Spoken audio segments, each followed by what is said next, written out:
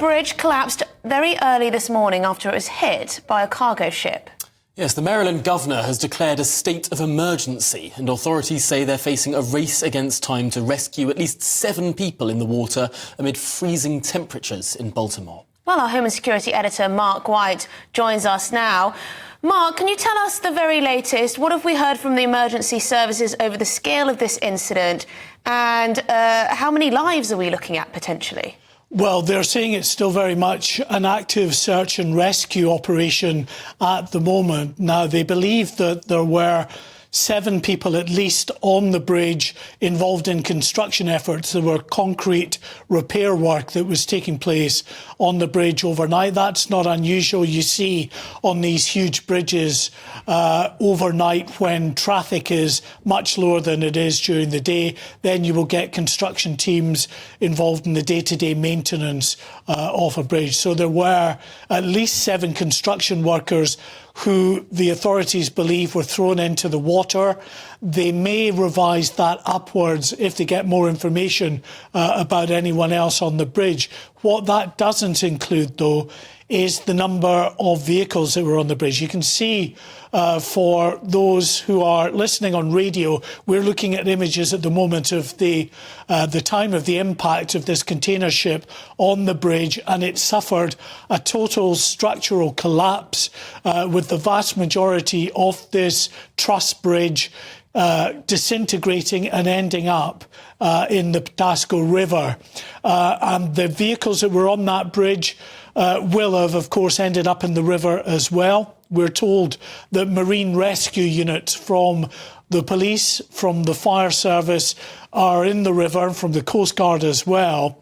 And sonar has detected vehicles on the riverbed. But at this stage, they have not given an indication of how many vehicles may be down there.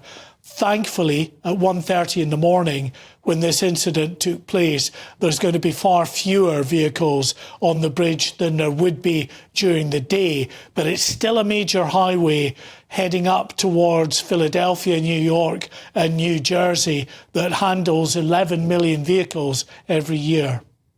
And Mark, this is still very much an active search and rescue mission. Do we know any detail about who has been recovered and who, frankly, might not have been? Well, only 2 people so far have been recovered from the water. One person who remarkably didn't suffer much in the way of injuries and declined medical attention. Another person who was less fortunate impacted the water and suffered serious injuries. They've been transferred to hospital. The search and rescue is underway to find other potential survivors, or indeed, sadly, those who may have succumbed to the water or to their injuries. And that will mean not just searching that immediate area, because the Patapsco River is a fast-flowing river, but it's also tidal. So you're going to be looking downriver and potentially upriver, depending on what the tidal conditions were.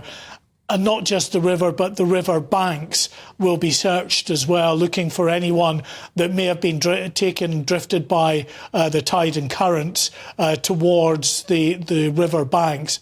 And then, of course, there are those that may still be trapped in their vehicles. I think there's little, if any, hope that anyone still inside a vehicle down on the riverbed would have survived this amount of time in the water. Mark, is this so far being treated as a freak accident? I know that we've been told that this is not terror-related. So an accident so far? Well, they haven't completely ruled out terrorism, but what they are saying is that they found nothing to suggest that this was a deliberate act, that it was indeed an act of terrorism. Instead, they're looking at the potential for there being some kind of accident or fault with the container ship itself. Now, to that end, there is video that's emerged that has been speeded up that shows this container ship at night heading towards this central column on the bridge. And in that footage, we can see that on 2 occasions, the ship appears to go black. It appears to lose power.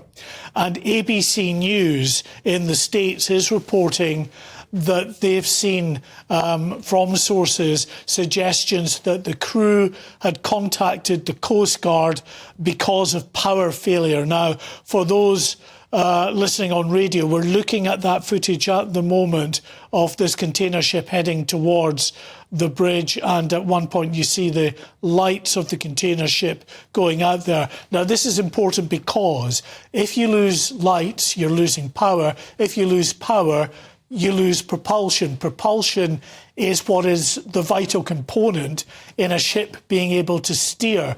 Without that ability to steer, then it's at the mercy of the prevailing tide and currents on the river. And clearly, in this case, that drove the ship towards that central concrete column. And this is a ship of about 100,000 tonnes, also doing a bit of a speed heading towards that central column. It clearly had a devastating impact on the column, but what will also be examined by structural engineers is why that impact caused this complete structural disintegration, this collapse of the bridge with these devastating consequences.